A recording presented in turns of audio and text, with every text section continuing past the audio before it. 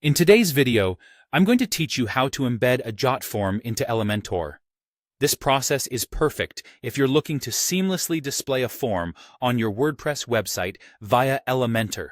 So let's dive right in and make this as straightforward as possible. First things first, let's head over to jotform.com. This is where all the magic happens with your forms. Once you're logged in, select the form you want to embed on your site. Next, find the Publish button. It should be at the top of your form interface. Once you click on that, you're going to see several options pop up on the left side. What you're looking for here is the Embed option. Now, this next part is crucial. Decide how you want to embed the form.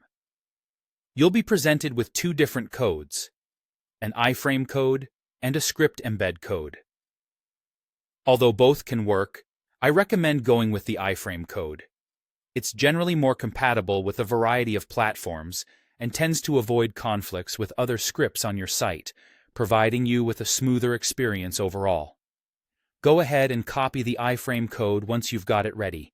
Just click, copy, done.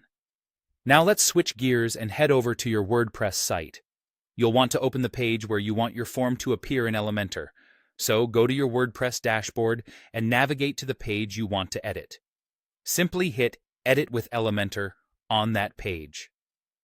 Alright, now that you're in the Elementor editor, it's time to add your form. What you'll need to do next is drag an HTML widget to the section of your page where you want the form to be displayed. On the Elementor interface, look over on the left panel where all your widgets are located. Scroll down or search for the HTML widget. Once you've found it, just click and drag it to your desired spot on the page. Simple as that. Now, with your HTML widget in place, it's time to put the code to use. In the HTML widget settings that you just placed on your page, you'll see a text box where you can input code.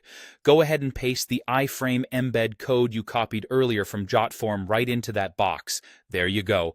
Almost there. Finally, let's make this live. You've got your code in place. It's time to save your changes. Look for the Update button at the bottom of your Elementor editor and click it. This ensures all your changes are saved and published. And there you have it. Refresh the page and check to make sure your form displays correctly on the page. Take a moment to ensure everything appears as expected and that the form functions as intended. And that's all there is to it. Thank you for tuning in, and I'll see you in the next tutorial.